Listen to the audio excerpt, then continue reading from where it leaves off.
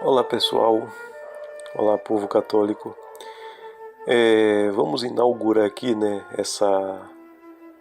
com essa postagem, com esse vídeo, com esse título Fundamentando a Religião, para deixar claro, na verdade, o porquê nós somos católicos.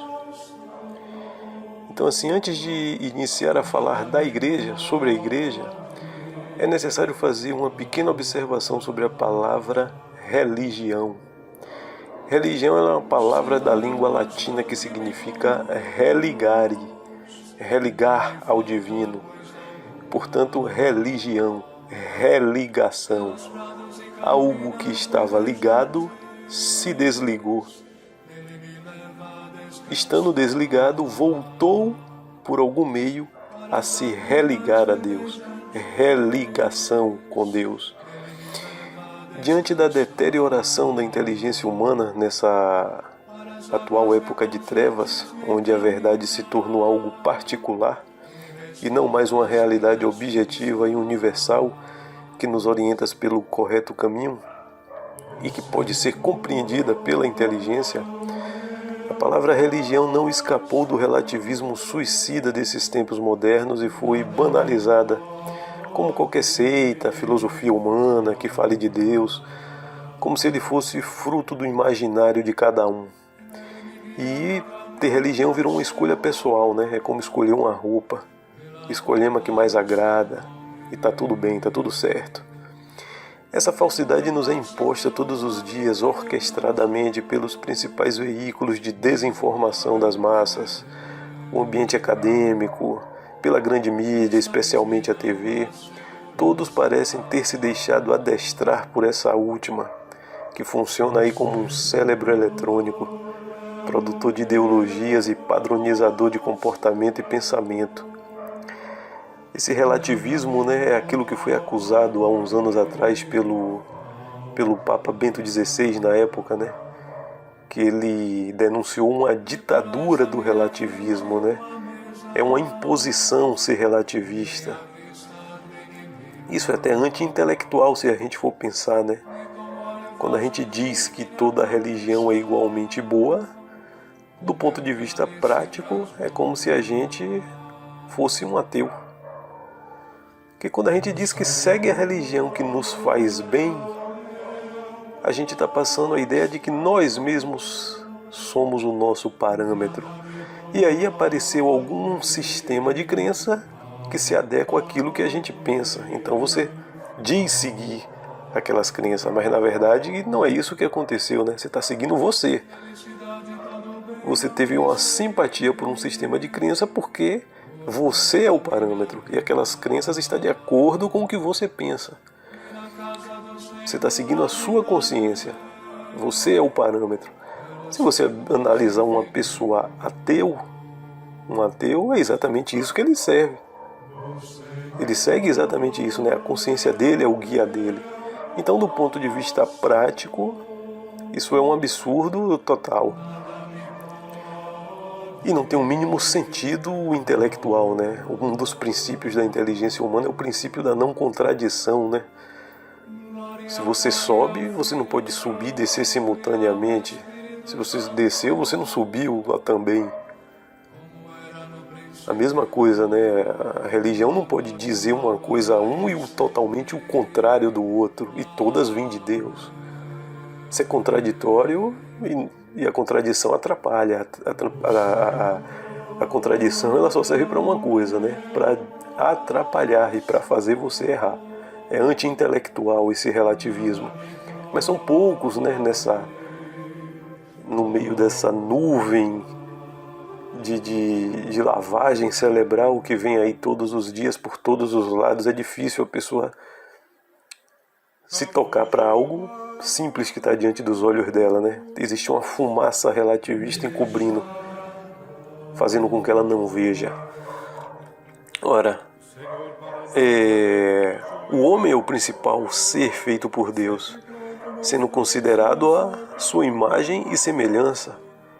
feito para viver nesse mundo louvando e adorando até o final de sua peregrinação terrestre, de onde voltaria para Deus, de corpo e alma para a felicidade eterna.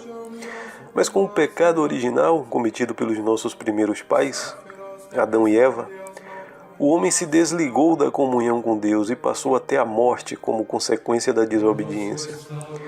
Não podendo mais por si só voltar a se religar ao Todo-Poderoso, este, na sua infinita bondade e misericórdia, não desprezou o gênero humano e ofereceu seu próprio Filho como penhor de nossas faltas. Na figura de Jesus Cristo, Deus se fez verdadeiramente homem e se ofereceu em sacrifício para regenerar o corrompido gênero humano. O sacrifício de nosso Senhor religa o homem a Deus. É um sacrifício, daí a origem à palavra religião, religação. Pelo sacrifício, Cristo religa o homem que estava desligado e justifica assim a palavra religião. Mas como a redenção foi para todos os homens de todas as épocas, esse sacrifício tem que ser perpétuo. E o próprio Cristo pede aos apóstolos, seus sucessores, que se multipliquem e se espalhem pelo mundo, repetindo o seu sacrifício incruento. O sacrifício de Cristo foi cruento, foi Ele próprio ali de corpo que foi crucificado. Incruento não é o homem físico, é o homem presente no pão e no vinho, como Ele mesmo falou. Meu corpo será verdadeiramente comida, meu sangue verdadeiramente bebida, para que todos tenham a vida eterna. A Santa Missa é justamente a continuação desse sacrifício feito pelos sucessores de Nosso Senhor, os 12 apóstolos, que se sucederam no tempo e se multiplicaram, sendo, portanto, a única forma de religar o homem a Deus. A origem da igreja no Evangelho, para compreendermos a vinculação da igreja como religião. Lerei aqui um pedaço aí do Evangelho de Mateus, capítulo 16, versículo 18.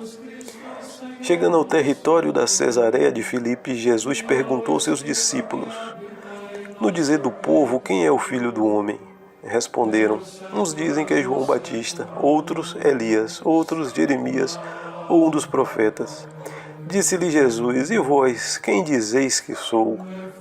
Ele está ali diante dos 12 apóstolos e pergunta a eles: e vós, quem dizeis que eu sou? Simão Pedro respondeu: tu és o Cristo, o Filho de Deus vivo. Jesus então lhe disse: feliz é Simão, filho de Jonas, porque não foi a carne nem o sangue que revelou isto, mas meu Pai que está no céu. Eu te declaro, tu és Pedro, e sobre esta pedra edificarei a minha igreja. As portas do inferno não prevalecerão contra ela. Eu te darei as chaves do reino do céu. Tudo aquilo que ligares na terra será ligado nos céus, e tudo que desligares na terra será desligado nos céus. Ao analisar a passagem, veremos que Nosso Senhor tem em mente a necessidade de uma instituição que o represente aqui na terra, servindo de sinal visível aos homens. É a igreja, que ele fundou e colocou como seu primeiro líder Pedro, após responder aquela indagação. E Nosso Senhor, mais adiante, ele explica por que escolheu Pedro. Essa instituição, a igreja, apesar de ser formada por homens, será guiada pelo Espírito Santo. Através dos mesmos, então, Jesus lança uma pergunta a seus discípulos e assim ele percebe que pela resposta Simão Pedro será o mais apto a ser o chefe de sua igreja, por ser ele que estava sensível ao Espírito Santo. E Jesus explica por que escolheu Pedro para ser o chefe da sua igreja. Porque não foi a carne nem o sangue que te revelou isso, mas meu Pai que está no céu. Não foi a inteligência humana de Pedro, não foi a razão de Pedro humanamente que ofereceu que inspirou essa resposta.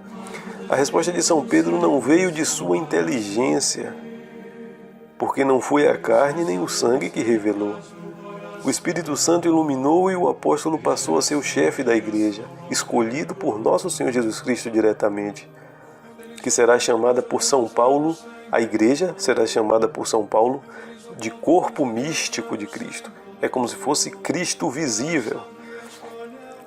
Em seguida, vemos nosso Senhor lhe passando as chaves do reino dos céus, além do poder para conduzir a igreja, pois o pontífice goza também do poder temporal. Por isso as chaves está no plural, ele não deu a chave, são as chaves no plural. Sendo que as autoridades civis não têm o direito de legislar contra as divinas leis, como quer o homem moderno, necessitando do auxílio da Igreja de Deus. Toda decisão inspirada que o pontífice toma será aceita nos céus, justamente por não vir da carne nem do sangue. Mas atenção, repito, toda decisão inspirada do pontífice, não é qualquer coisa que ele fale. O Papa falou, então está falado, está certo. Não, é toda decisão inspirada, como vimos que aconteceu com São Pedro, que o pontífice toma a decisão e será aceita nos céus, justamente por não vir nem da carne nem do sangue, mas de Deus. Por isso a promessa que Cristo faz após entregar as chaves a Pedro: as portas do inferno não prevalecerão contra ela, contra a igreja. Como garantia dessa presença da igreja como mãe e mestra, enquanto não acontece a prometida vinda de nosso Senhor, estão em erro gravíssimo quem ignora essa autoridade em nome do relativismo. Sendo a igreja fundada por Cristo, verdadeiro Deus e verdadeiro homem, goza de uma origem divina e celeste, pois nosso Senhor é Deus, segunda pessoa da Santíssima Trindade, que se fez homem e veio do céu para levar à plenitude a antiga lei. Por isso a igreja é a autoridade por Deus estabelecidas para conduzir o homem à salvação eterna. A salvação eterna da alma, através dos sucessores apostólicos. Voltamos aqui um pouco a São Mateus, capítulo 28, versículos de 18 a 20. Toda a autoridade me foi dada no céu e na terra. Observe que ele não fala aos apóstolos para sair pelo mundo respeitando as crenças. Ele diz: ide, pois, e ensinai a todas as nações. Batizai-as em nome do Pai, do Filho e do Espírito Santo. Ensinai-as a observar tudo o que vos prescrevi. Eis que estou convosco todos os dias até o fim do mundo.